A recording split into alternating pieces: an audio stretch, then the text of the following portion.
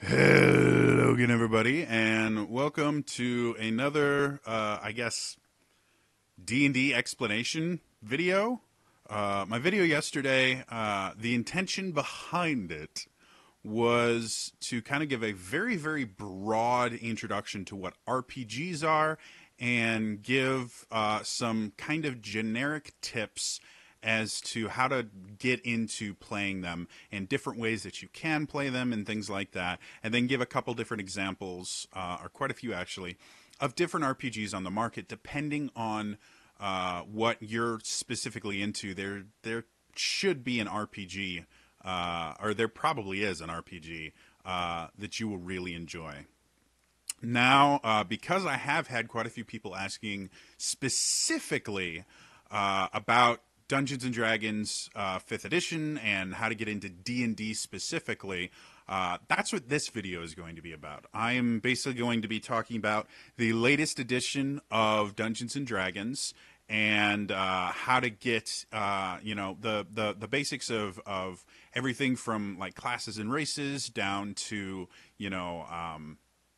attribute scores and things like that, so that if you were to sit down at a D&D table, you wouldn't be completely blindsided by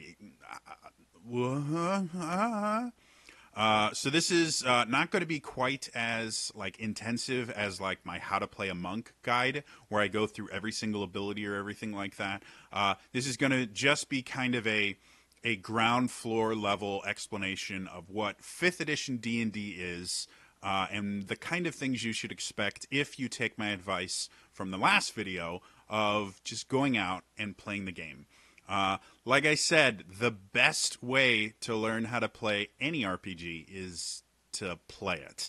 I can sit here and wax poetic about it for hours upon hours, and it's still going to make a lot more sense when you're actually playing the game than it is for me explaining it. So I'm not going to go too heavily into mechanics or theory or anything. I may do that in a later video. This is just going to be, okay, broad generalization of what is 5th edition D&D. So first things first, if you hadn't guessed by the name, 5th edition D&D is technically the 6th iteration of Dungeons and Dragons. Like I said in my video before, Dungeons and Dragons is a tabletop or pen and paper RPG. It was developed in the late 70s by Gary Gygax and the other guy that I can never remember his name, and I don't have my little screen up that tells me what it is right now. But anyway, so when it first came out, it was really, really rough. It was technically a modification of their miniature war game Chainmail. And there was a lot of tables and things like that you would have to look up. It did use all the different dice that we talked about last time, but there was a lot more. Like you would roll on a table to see if you hit or miss, and it was a relatively complicated game compared to what 5th edition is now. With each new edition, they made new refinements and they kind of focused on different things. What is generally referred to as first edition is the original quote-unquote D&D Basic was something that basically Gygax self-published for the most part. And finding actual copies of the basic rules are incredibly hard because there weren't a ton of them made. With what's called First Edition, that was actually, if I remember correctly, that was actually published by the company that Gygax founded called TSR, which is, I can't remember what TSR stands for. But anyway, so they kind of revamped the rules to make them a little bit easier to work with, and to also fix some stuff that the basic version of D&D had, and then started releasing supplements and things like that, where they would have new monsters and that. And then every so often they would do like a complete revamp of the rules instead of just adding supplements and just adding to it. They would just completely redo the rules, and each one of these redos was a new edition. In first and second edition, you actually had Dungeons and Dragons, and then you had what was called Advanced Dungeons and Dragons, which was with the non-advanced version was a little bit more simplistic. It didn't have quite as much customization or character choice options. Once you went to Advanced Dungeons and Dragons, that's when you started getting some of the more complex rule system, some newer classes and kits and things like that. Second edition came out in, if I remember correctly, the late 80s, I want to say, or early 90s, somewhere around there. So second edition made some changes. It added the wonderful thing called THAC0, which I will do a video on the differences between second edition and fifth edition later. But THAC0 is very fondly remembered by anyone that played second edition, and it was remarkably confusing and a lot of just backwards everything. So anyway, third edition came out in the late 90s, if I remember correctly, late 90s, early 2000s. And that's where D&D started becoming very, very technical. There was literally a rule for absolutely everything in third edition. Everything from like baking a cake to climbing a wall to like they had rules for everything, and every single rule was massively complicated. The rules book themselves became incredibly bloated. And they actually made an adjustment, and this is what's colloquially referred to as D&D 3.5, where it was an expansion of the rule system, and they added just a bunch of new stuff, but still used the same basic system they had before. They didn't make any massive changes. So 3 and 3.5 are the most technically complicated and mechanically complicated of any of the Dungeons and Dragons editions. And then in, I think is like 2000, like 2004, 2006, somewhere around there, you know, in the mid noughties, they released D&D 4th edition, which was a huge change. And the combination of third edition being so massively complicated and creating such a high barrier to entry because it was such a confusing, or it was such a complex game that became very confusing for new players, combined with fourth edition going in a completely separate way, kind of caused the overall decline of Dungeons and Dragons for years. Because the people that liked third edition hated fourth edition. And fourth edition specifically was designed to target a brand new market, was designed to fix some issues that D&D had since the beginning. Things like wizards would start off really, really underpowered and useless, and then by the end of the game, they were so overpowered compared to everyone else that they could win battles on their own. Whereas, you know, fighters, the kind of phrase people used was fighters progressed linearly, whereas wizards progressed exponentially. And that was true of a lot of spellcasting classes in general. The low-level stuff, you would have very little hit points. You were super, super squishy. And then higher level, you wouldn't have a whole lot of hit points, but you could do these crazy spells that would kill things instantly and, you know, do all this stuff. So, fourth edition tried to fix that, and did it actually really, really well, better than even fifth edition does, by giving everybody, what were called abilities. And you had at-will abilities that you could use all the time, and then you had encounter abilities, which you could use once per encounter, and you had to rest like 5 minutes to be able to use them again. And then you had daily abilities, which you could only use once a day.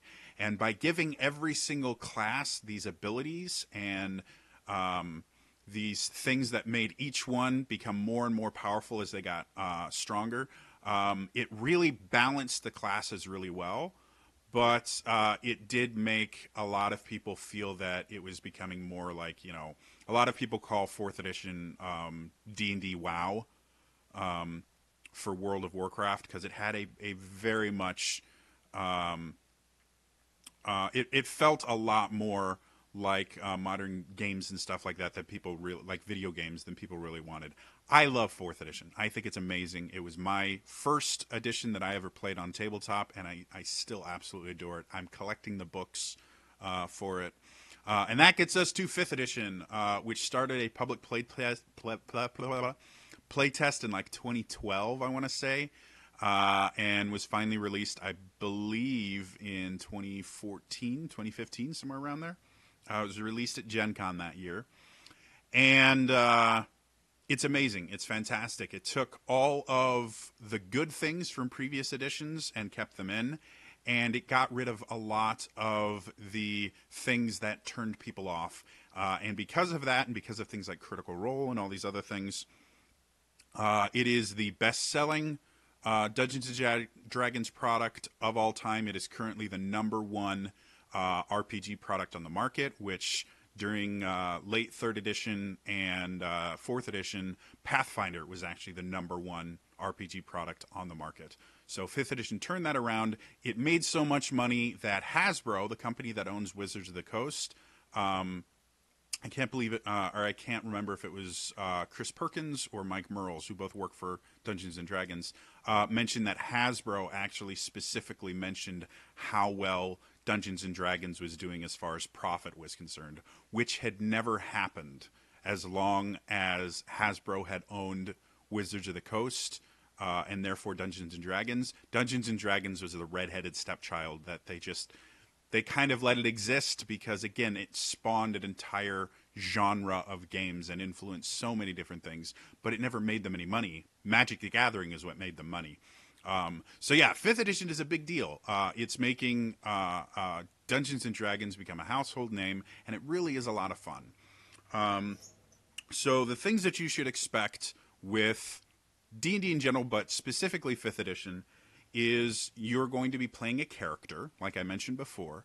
And 5th edition has 3 pillars, and I'm going to see if I can actually find them in here so I can list them correctly, because every time I talk about these, I always forget them.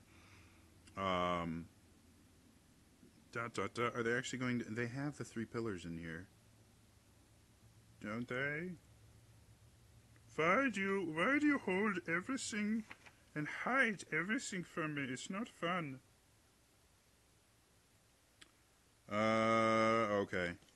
Well, they have these 3 pillars, and if I remember them correctly, they are... Combat is one of the pillars, because that's always been a big part of D&D. Like I mentioned in my other video, Pathfinder, which is based on D&D 3.5, some people even call it D&D 3.75, is a combat simulator. At its core, it's a combat simulator.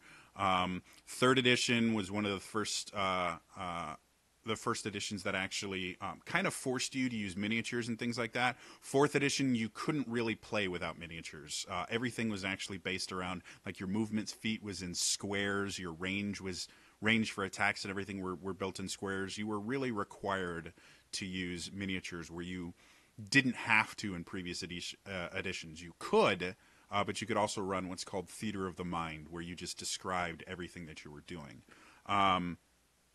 So combat is one of the pillars.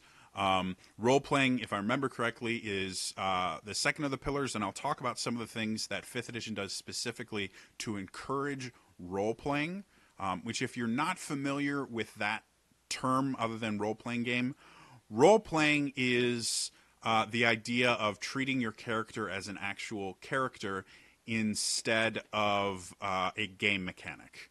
Role-playing is where, you know, you're put in a situation where the best thing mechanically for you to do would be to, like, run away.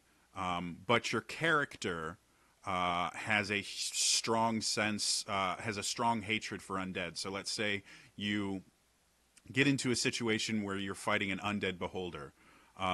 Those are really bad, and they're really, really tough. Mechanically, especially if you're a low-level party, the best thing might be to run away, regroup, and come up with a better plan to be able to attack it. But because your character has a strong dislike and hatred for undead, he refuses, or she refuses, to run away, and that is role-playing, is playing the character themselves instead of playing the game. So that's one of the pillars of It's either role playing or storytelling. I can never remember which one it is. And then the third pillar is called exploration.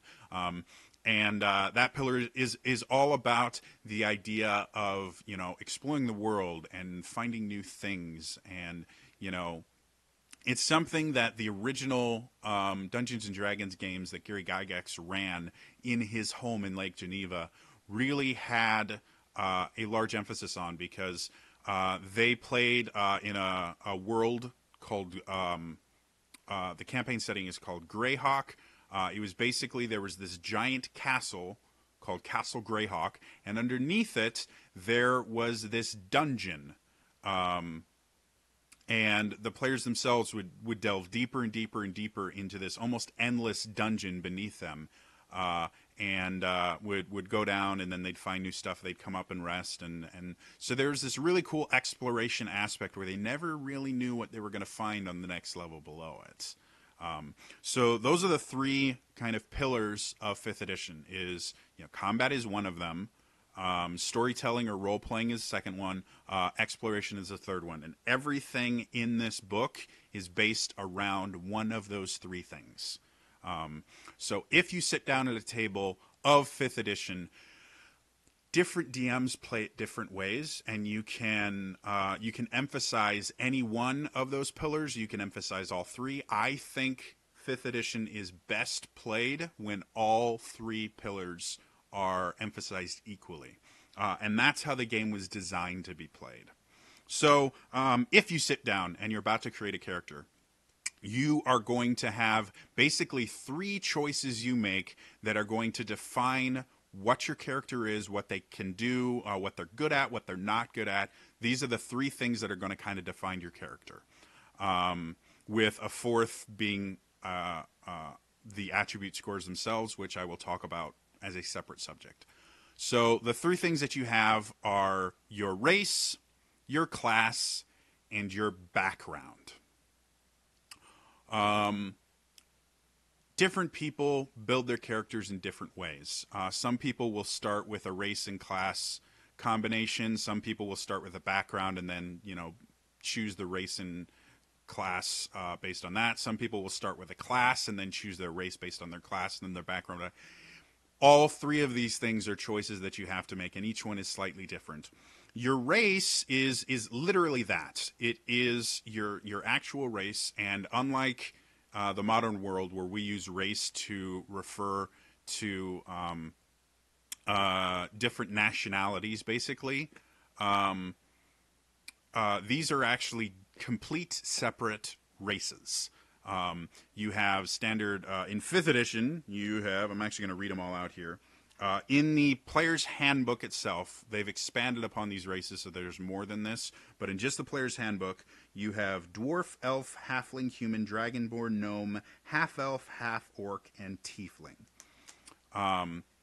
So those are the races that are built into the player's handbook itself, and most of those races have sub-races that allow you to kind of customize it even further. Like elves, you will have high elves, which are a very kind of magic-based elf. They have very high. They have bonuses to their intelligence.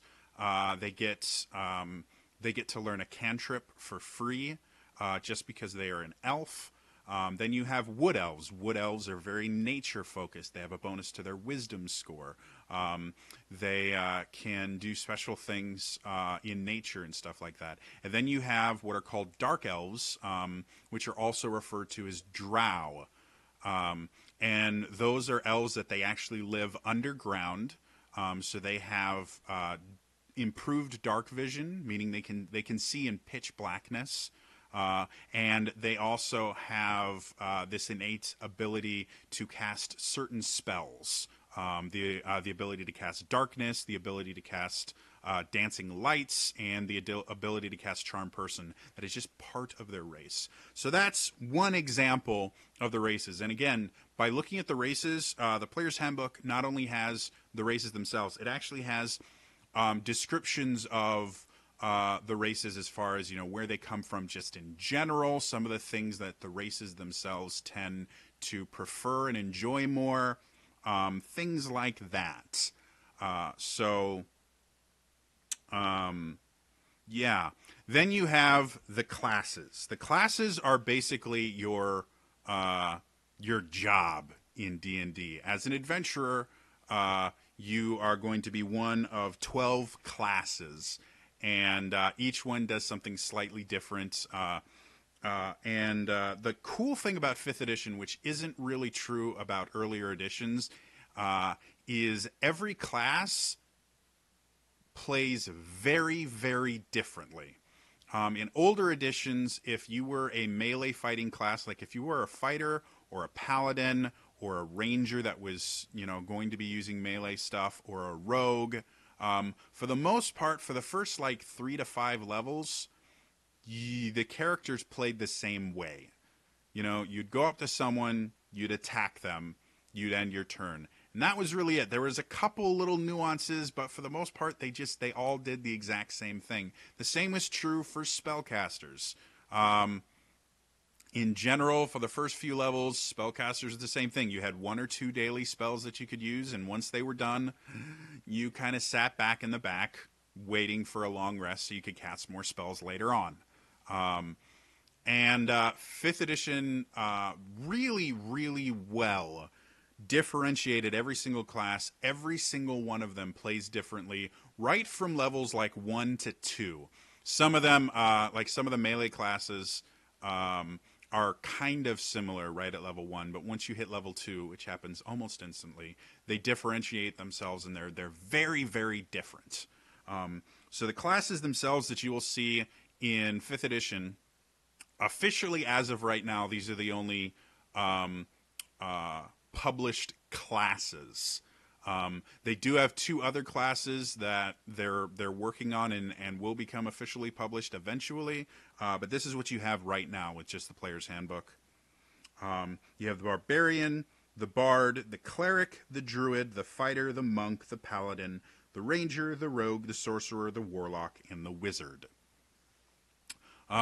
Each one does something a little bit different. I'll give a very broad, generalized look at the classes. The other thing that each class has is they all have some way to choose like a subclass, a further way to kind of define your character, so that if you have 2 people playing wizards in a party, they can be very, very different characters and can play very, very differently simply by choosing a different subclass. For wizards, there's schools of magic. An evocation wizard is going to play very differently than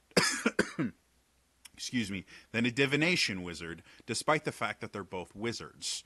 And the same is true about like a wild magic sorcerer versus a draconic sorcerer. So each class will have anywhere from about 2 to 3 normally subclasses in the Player's Handbook, and then more subclasses show up in supplements and stuff like that.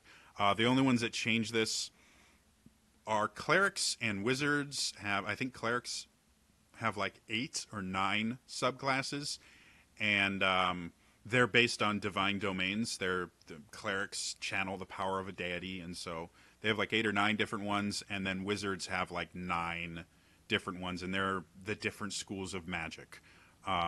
So they're the ones that offer the most variety of the classes. So to give you, again, a really, really broad, generalized example, barbarians are kind of what they sound like. The key feature of a barbarian is what's called their rage. Rage gives them resistance to damage, so they're really hard to kill, and that can be modified based on the choices that you make in the class as to what you are specifically resistant against. And it also gives them extra damage to their attacks. Barbarians have the highest amount of hit points in the game. They're designed to be the character that just runs in and just starts swinging at things. They are a lot of fun to play. They're a very aggressive class.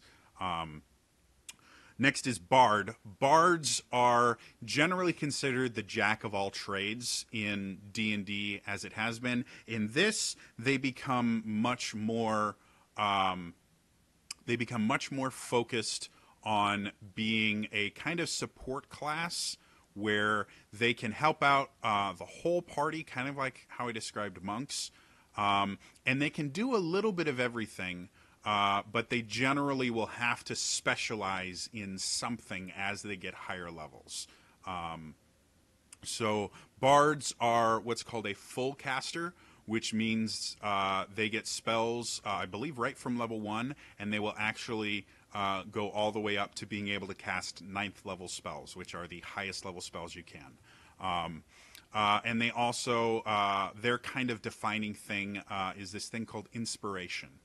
They have the ability to inspire other party members to do things like to be able to add dice to ability checks and things like that so that they can succeed where they normally wouldn't. And as they get to higher levels, they learn new uses for their inspiration. Depending on the subclass that they choose, they can give them inspiration that lets people do more damage or increases their armor class so they're harder to hit, or lets them reduce rolls against other players so that the monsters will miss more often. They are a very much support party-based class, and again can be a lot of fun to play, especially since they get some kind of unique abilities. Like one of the cantrips that they get, which are spells that you can just always cast, is called Vicious Mockery. It's something that only bards can cast, and it does a very small amount of damage. It does 1d4 damage at level 1. But the thing that's interesting about it is if they hit with that attack, the next monster, the next time that creature tries to make an attack, they have disadvantage on the attack roll. I'll talk about the advantage-disadvantage system in a little bit, but it's an interesting thing. It's a spell that only bards get. So that kind of shows you some of the things that bards can do. Clerics are not really that changed from how they've been portrayed in D&D in general. Clerics are divine spellcasters. They are, again, what's called a full spellcaster, so they get all the way up to level 9 spells by the time they max out the character. And they get their spells through their deity. One of the unique things about clerics is every morning clerics prepare the spells that they will have available to them that day. Clerics don't learn spells, like they are not limited to, I only know these few spells. Every morning they have access to every spell of every level they can cast, and they can prepare a certain number of them every morning. So it gives clerics a large amount of versatility. If, this particular day you're going to be going into a crypt with a lot of undead, they can take a lot of spells that will affect undead. Where in this particular day, you're going into a place where you're fighting a lot of beasts, or you're going into a place that's dark, you can choose your spells every single day from the full list of spells available to you. And again, depending on the domain that you choose, you can kind of modify whether you are more of an upfront fighting in battle cleric or more of stand behind the lines and cast spells from afar cleric. Druids are nature spellcasters. Druids are one of the more complicated classes that you can play in 5th edition, simply because, like clerics, they have access to, they can prepare a certain number of spells per day, and they have access to all of the spells available to them and can just pick and choose which ones they can cast that day, which gives them a lot of versatility. But because of that and one other aspect, it's very easy, significantly easier for druids than it is for clerics to try to do a little bit of everything and try and prepare for a little bit of everything, and become kind of useless because they've prepared so many different things that they haven't really specialized, and it's hurt them because they have all these spells that they can't use because they prepared for everything, and so they have these, one or two that are good in this situation, but you have, all these other ones that are only useful in other situations. So that's one of the reasons why I'll be doing a video series specifically on druids themselves. The other defining aspect of a druid is what's called wild shape. Druids can turn into animals. And they get better at it as they get higher. And as much as it may sound like that's not that amazing a thing, depending on the subclass, which is circles for druids, you can actually specialize in transforming so that you can transform into dangerous creatures like bears and lions and dinosaurs and things like that. Or you can specialize more in being a spellcaster and use the wild shape more as a utility type thing, like wild shaping into a bird so you can fly across a gorge, or wild shaping into, a fish so that you can swim underwater and breathe, things like that.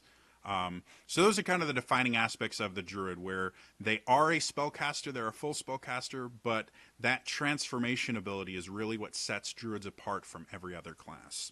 The other thing I should mention, both clerics and druids can be what's generally referred to as the healer of the party. You know, most parties are going to want to have somebody in them that can heal wounds and stuff like that, so that they don't have to be reliant on potions and stuff like that. In 5th edition, again, it is a very balanced system to where you don't actually have to make sure you always have a cleric in the party, unlike previous editions where if you were traveling without a cleric, you were kind of screwed. So, yes, the next one after that is Fighter. Fighter is exactly what it sounds like. They use weapons, they do damage. Depending on the subclass that you choose, you can get very simple to use fighters, like the champion subclass is really just designed to make it easier for you to do more damage and let you have a very simplistic character to play as far as combat is concerned. You go up, you attack, you do damage. The Battle Master is a much more control aspect one, where they can do things like disarm opponents and trip them and move them and all that cool stuff that I talked about monks doing. Battlemaster fighters can do similar things. And then Eldritch Knights are a combination fighter and wizard. They can actually cast spells in addition to cutting things down. So they're kind of cool that way. The Eldritch Knights introduces the first what are called half-casters, where instead of getting access all the way to level 9 spells, generally half-casters will only get up to level 4 or 5 spells, and they have significantly less number of spells they can cast per day. Monk, I talked about ad nauseum. Monks are awesome. Monks are my favorite class. They are martial artists. They fight with their fists. They, if you think of any,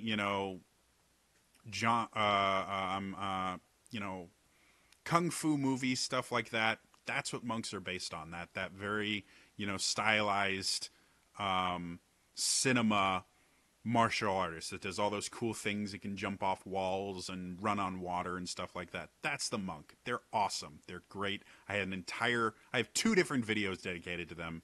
Check those out if you want to know more about monks. Paladins are holy warriors, basically.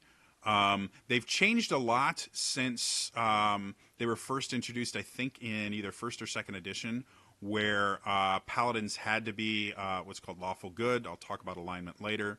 And they were these, super stalwarts, always on the side of justice. Now they can be any alignment. They can serve any god. They're basically just a fighter that has pledged themselves to a deity or to a set of ideals. They don't always have to be good. They can be bad. There are evil paladins.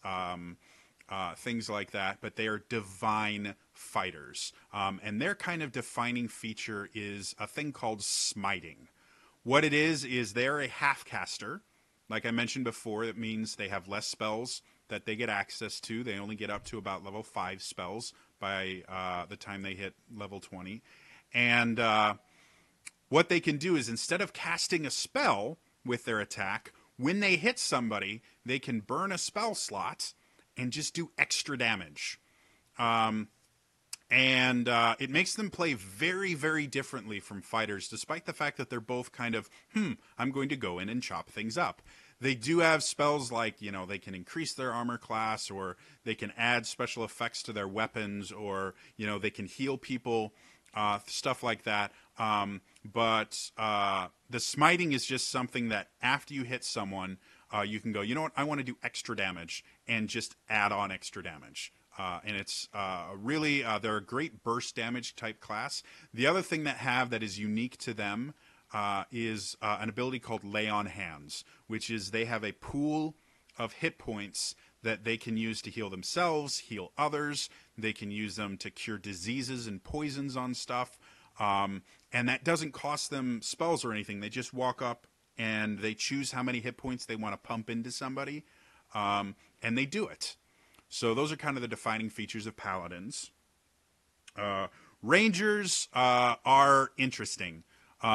They are one of the more exploration focused ones. A lot of their abilities have to do with being able to explore and being able to track creatures and that. And because of that in combat, they sometimes suffer a little bit.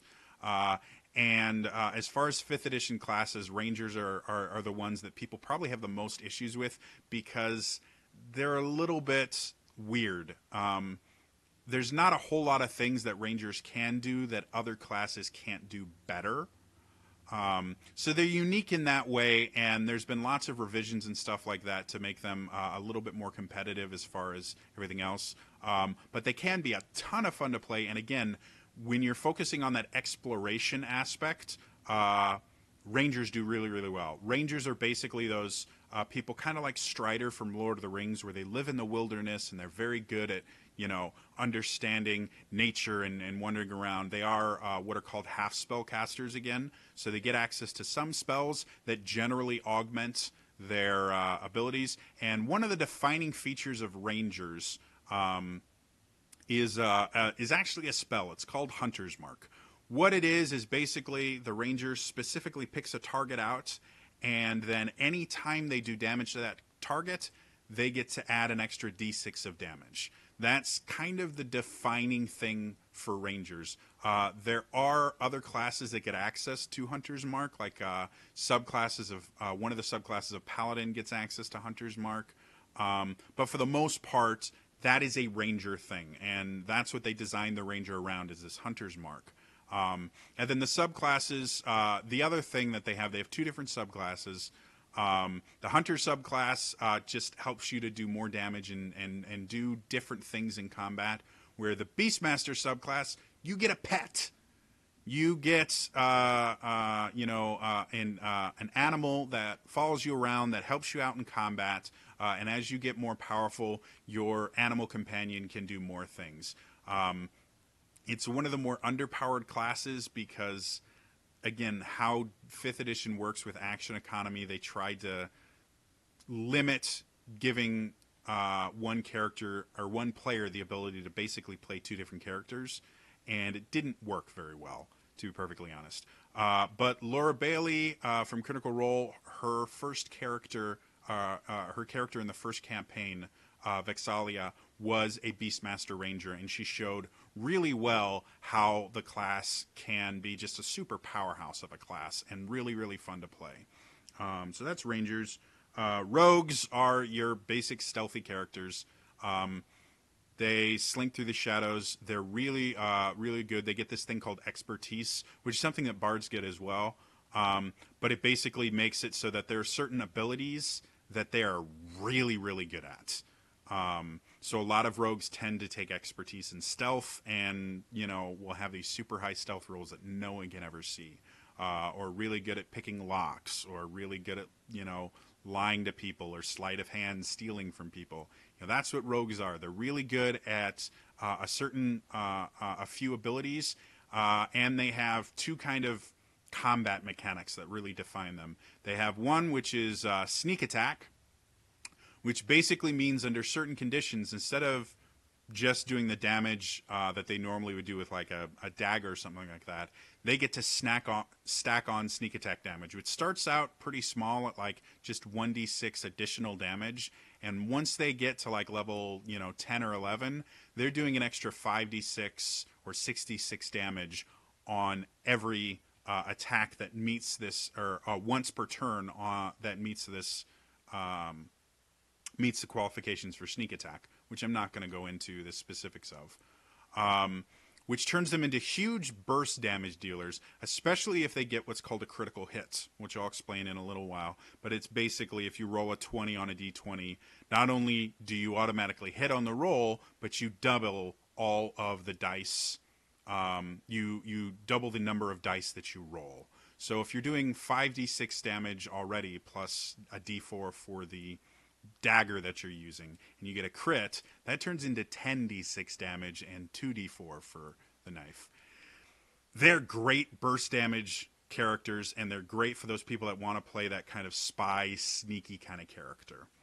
After that, you have sorcerers. Sorcerers are full spellcasters, but they get their spells from kind of an innate ability to control magic. That can come from their bloodline or from other things like their subclasses are called origins, and they start right at level 1. You choose your origin, and that's where you get this innate spellcasting ability. The two in the player's handbook are wild magic, which is just random magic, luck kind of magic. And the other one is draconic magic, which means they have a little bit of dragon blood in them. Dragons are naturally magical. The interesting thing about sorcerers, the thing that makes them unique compared to other spellcasters, is they have these things called sorcery points. Sorcery points are ways that they can modify their spells as they're casting them. Again, because they're innate spellcasters, they don't learn it through study or anything. They just know how to cast spells. Because of that, they can kind of change them a little bit. They can do things like, one of the more popular ones is Quicken Spell, where what they do is they can take a spell that normally would take a full action to cast and cast as a bonus action. So they can get another little firebolt or something in there. They can do things where as they're casting the spell, they can make it more difficult for the bad guys to save from it and take less damage, or they can there's a lot of different things, but that's kind of what they do is they sculpt their spells and they can modify them as they're casting them, and that's what makes them kind of really cool and interesting. Wizards, the next one is warlocks. Warlocks are interesting in the idea that they technically are they don't fall into the category of half casters or full casters. They have this thing called pact magic. The character themselves has no ability to cast spells. They, what they do is they form a pact with a powerful creature, and that creature gives them access to some of that creature's spellcasting ability, and that's how they can cast spells. And it makes them really interesting characters to play. What basically happens is they have a limited number of spells they can cast, and as they get higher, they don't get extra, spell slots of each level spell like other casters. What they do is they'll have like 3 spell slots, and all the spell slots are level 3. Or they have 4 spell slots, and all the spell slots are level 4. They can't cast spells as often as the other casters, but they get all their spell slots back on a short rest, which only takes an hour, instead of a long rest, which takes 8 hours. So, they're really, really interesting in that aspect. Their pact is what really defines the character itself. And the other thing that defines the characters and makes warlocks different than the other spellcasting class is what they call Eldritch Invocations. These are kind of gifts from their pact master that permanently modify certain spells or give them certain abilities. It permanently modifies the character. Unlike sorcerers who kind of change spells and modify them on the fly, warlocks will get things that just modify their spells or modify their abilities permanently through these Eldritch Invocations. They have things like they can increase the range of their Eldritch Blast, or they can cause it so that anytime they hit with an Eldritch Blast, they can knock somebody back 10 feet. Or they can get ones that let them cast like Mage Armor at will instead of having to spend a spell slot for it, or disguise self at will. So that's what makes them unique, is they They still modify how spells work and modify how their characters work, but unlike sorcerers who do it on the fly, warlocks choose it and it becomes permanent, and it's kind of drastic changes. And then finally we get to wizards. Wizards really have not changed since basic D&D. They are students of magic. They are, highly intelligent people. They learn magic as if it's a science. They are basically the scientists of the D&D world. And because of that, they're full spellcasters, and what it is they have a spell book. And as they learn spells, they write it into their spell book, and any spell they have learned, they can prepare. They'll have a limited number of spells that they can prepare, like a cleric or just about any other class, casting class. But what it is any wizard spell, they can technically learn it by copying it down to their spell book, and then they have access to it. But that's the only way they have access to spells, is they learn spells as they level up, or if they find scrolls, or if they find another wizard, they can actually copy spells from other wizards or from spell scrolls into their spell book. It takes time and it takes money in order to do it, but that's, the defining aspect of a wizard, is they can get a lot of different spells. They have access to the most amount of spells in the game. The kind of limitation to that is they have to learn them. They have to find a way to learn them. And if they only rely on leveling up to learn their spells, they don't really get access to the vast majority of the spells available to them. So wizards in general are constantly going to be looking for spell scrolls or looking for other wizards that they can copy spells from their spell books, stuff like that. And again, they are the scientists of the D&D world. That's what they do. They study magic as if it was a science. That's how they do everything. They're very methodical. So that's the classes. The third thing you have to choose is backgrounds. I'm not going to go super deep into backgrounds, but backgrounds are basically what your character did before they became an adventurer. And this is where 5th edition really excels, where places like 3rd edition and 2nd edition didn't really focus on this at all, is that adventurers are not born, first level doesn't mean you're 1 year old. Most adventurers start adventuring anywhere from their teens to, you'll have adventurers that are in their, late years. And different races have different lifespans. So you might have a 120-year-old elf, which is actually kind of, would be kind of similar to like a 30-year-old human. That's when they started adventuring. Or you might have, this 14-year-old kid, human kid that adventures. But they had a life before they were adventurers. And that's what the background is. And it kind of forces you to think about your character more than just their class.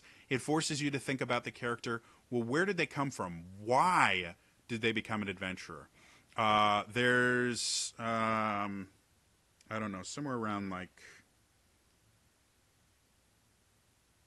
I can't actually remember off the top of my head. There's like 20 some odd backgrounds in here. They regularly release new backgrounds with like every single book that comes out. They have a couple new backgrounds in it. And the backgrounds themselves, not only do they give your character, a backstory, something that they did before becoming an adventurer, they will also give you additional proficiencies in certain skills and things like that. So they are mechanically important in the game, which hasn't been true in previous editions. So again, that role-playing aspect, that storytelling pillar in 5th edition is really exemplified in the backgrounds. The other thing that's nice is 5th edition, you can actually build in the player's handbook. They have instructions for how to build your own background. If you want to say that, if you want to be something really, really specific that they don't really have a background for, let's say you wanted to be, a farmer or something. I don't think they have a farmer background. They might. I'd have to look at it again. Or your background is you were a diplomatic spy. They actually do have a spy background. Anyway, if you want to really, really customize and really, really make it unique, you can build your own background. It's actually really, really simple to do. and they describe how to do it in there, and it's great. So backgrounds, again, they force you to think about what your character was before they became an adventurer. So those are the things that when you're building your new character, if you sit down at a table or if you're given a character, those are the things you're going to need to know when you're playing as. What is your race? What is your class? What is your background? And then you have these things called attribute scores. These are 6 numbers that define kind of how good your character is at a lot of different things. Everything from, well, I guess I'll just list them off. The different attributes are strength, dexterity, constitution, intelligence, wisdom, and charisma. And I'll explain really briefly what each one of them is. Strength should be fairly obvious. It's how strong you are. Anytime you want to do something that would require a lot of strength, like breaking a door down, lifting up a wagon, wrestling someone or grappling someone, those are all strength-based activities. Dexterity is more about how nimble you are and how much control you have over your own muscles and things like that. Dexterity is used in everything from being stealthy to picking locks to doing acrobatic things like walking across thin beams or tight ropes, things like that. All of those are dexterity. Now, strength and dexterity are also used in combat for your attack rolls and damage rolls. There are certain weapons, I think just about every melee weapon, you can use your strength score to make your weapon attacks. All ranged weapons, you use your dexterity score because it's not so much about how hard you hit, it's the control you have to see if you can hit the target with at range. And then there are certain weapons that are called finesse weapons that you can choose to use your strength or your dexterity for. So that's like the difference between using a longsword versus a rapier. A longsword is a slashing weapon, slashing kind of chopping style weapon. It's a straight blade. It's got 2 sharpened ends, and the strength of the weapon comes from just hitting things with it and drawing it across to slash and chop with it. That's how you use a longsword. A rapier is much more about precision. While depending on the rapiers that you're talking about, they would have the ability to slash and stuff like that. If you've ever seen like Zorro or the Three Musketeers, you can see them slashing and stuff like that. Traditionally, though, rapiers are a thrusting weapon. And you don't really need to be that strong to break skin. You just need to know where to thrust it in order to actually do damage as opposed to it just glancing off. So because of that, instead of just putting all your force behind it, you can choose to use your dexterity and just be more pinpoint accurate with your rapier. So that's strength and dexterity. That's what they're used for. Constitution is your hit points. It directly affects your hit points, and it affects your ability to resist things like poison, cold damage, stuff like that. It's basically how your fortitude, just how like strong you are from like a fortuitous standpoint. How good of a stomach you have, how good you are at resisting, things. That's constitution. Intelligence is book smarts. Again, wizards are an intelligence-based class. Intelligence should be your highest thing you have if you are a wizard. You also use it to search for objects. The skill is called investigation. You also use it to recall information about, history or arcane lore or divine lore. All of that stuff is intelligence-based. Wisdom is street smarts. Wisdom is kind of your ability to understand how the world works. It helps you with being able to read people. One of the skills that's based on wisdom is insight, which is basically you reading a person, checking if they're lying, checking if they're trying to hide something. Wisdom also factors into your just general perception. How aware you are of your environment is based on your wisdom. Again, if you think of someone who's not very book smart but is very street smart, that would be someone with a very high wisdom score but a low intelligence score. And most of the nature and divine magic, they are wisdom-based spellcasters instead of intelligence. And then there's charisma. Charisma is your ability to influence people. Use charisma to persuade people. Use charisma to lie to people. Use charisma to intimidate people.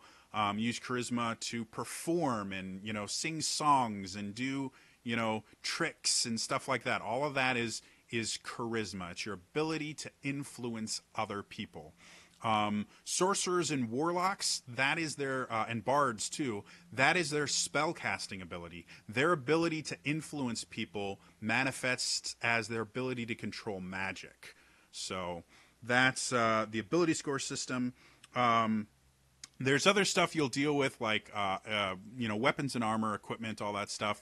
For the most part, just to understand D&D 5th edition, that's really all you need to know. You need to understand race, class, background, which again, not very complicated, but very important. And then you need to understand your attribute scores.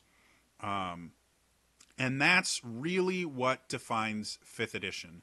In other editions, there were other things that you had to worry about, like specific skills and spending skill points the right way, or proficiencies and increasing your proficiency and all that. They took away all of that to really make 5th edition very simple to run, very simple to play, and very simple to pick up, while still allowing for a lot of complexity if you want it. The other defining thing of 5th edition is this system I mentioned before called advantage versus disadvantage. It is the single greatest thing about 5th edition. I love it to death. What it means is everything, or most things in Dungeons and Dragons in general, are decided by a D20 roll. With the advantage-disadvantage system, advantage means you roll 2d20, you take the higher of the two rolls. Disadvantage means you roll 2d20 and you take the lower of the two rolls. With this system in place, it really gives the dungeon master the ability to react to situations they were not expecting. When you have really creative players, like I mentioned before, role-playing games, tabletop role-playing games are defined and limited only by your creativity. In 3rd edition, they tried to deal with the fact that players could do anything by making rules for absolutely every single occurrence. And it meant that situations could drag on for 30 minutes to an hour to make a single decision, because you had to look up and figure out which rules you were using. And 5th edition simplifies it in, if a character comes up with something unique, you can go, okay, make a, let's say you're in a room and, it's filling with poisonous gas. And the kind of traditional route for fixing this would be to find whatever trap has been triggered and stop it. Break the trap, untrigger it so that the gas doesn't do it, or trying to open the door so you could just escape the room. One of the players goes, you know what I want to do? I want to find the holes that the poison gas is coming through, and I want to plug them. Well, that was not something that the DM was expecting. He was expecting them to try and either open the door or turn off the trap. He wasn't thinking about them looking around and trying to find where the poison is coming from. So you could go, okay, well, to find those, you're going to have to search pretty hard for them. So we're going to make that an investigation check, which is intelligence-based. But they're very small holes. So I'm going to say you have to do it with disadvantage. And the same can be true of a different situation. Let's say, they have, enemies coming at them and they're about to get into a fight. And generally, how fighting works is you fight, you kill the bad guys, or they kill you, and that's how it goes. But one of the players goes, you know what, I want to try to avoid this. I have this, I know from the campaign that these people are working for, these are low-level grunts. They're working for someone higher up. I want to trick them into thinking that I work for the same people that they do, and get them to just not fight us. Dungeon Master goes, okay, that's interesting. Well, then you're going to have to lie to them. And the player brings up, well, yeah, I'll do that. But I overheard a conversation, and I overheard one of their passcodes, that they use to prove that they're part of this same gang. So I want to use that passcode in my deception, in my lying to them. DM go, okay, I'm going to give you advantage on that. And that's the beauty of the system, is he doesn't have to sit there and go looking through the rule book and going, what's the rule for lying to someone when you have a passcode? No, he can just go, well, passcode. That would make it easier. That would make it much more likely for them to believe you. I'm gonna give you advantage on that. Or in the other situation, I wasn't expecting you to do that. It's really interesting. But you know what? It's going to be hard. They're tiny little holes. You don't really need big holes to get air into a room. You just need tiny little cracks. So it's going to be hard for you. We're going to give you disadvantage. It's a brilliant system. They had a version of it built into one of the classes of 4th edition called the Avenger that let them mark a target, and then anytime they attack that target, they could roll twice and take the higher of the 2 rolls. And they just used it for everything in 5th edition, and it's amazing and wonderful. So that's kind of one of the most defining things that you will get in 5th edition that really tells you that you're playing 5th edition is you will have your Dungeon Master will go, okay, roll with advantage or roll with disadvantage. That is a big part of 5th edition. So, that's a broad overview of 5th edition in general. If you want to start playing, I hope this gives you enough information for you to go, okay, that makes sense. That's cool. Now I understand, that I might have an easier time picking a class or other things like that. If you have more questions or anything about specific 5th edition stuff, like I said, I am going to be doing a video series, probably 2 videos, on the Druid, because, again, it's a very complicated class. It's a very easy class to play poorly and therefore just not have as much fun, kind of like the Monk. But if you have other questions, like you'd like to know more about the races or the backgrounds or building your own background or anything like that, please, leave a comment, tweet me, say something on Facebook, whatever. Also, again, the reason I'm making all of this content so often is the YouTube partnership program has changed recently, and I am going to lose my partnership status as of February the 20th. So I am trying to I need a minimum of 4,000 hours of content viewed on my channel over the past 12 months, and I need 1,000 subscribers. As of recording this video, I'm in the upper 250s. So I still have a long way to go. So please, if you're not subscribed already, just hit the subscribe button. It means the absolute world to me, and it may keep me in the partner program.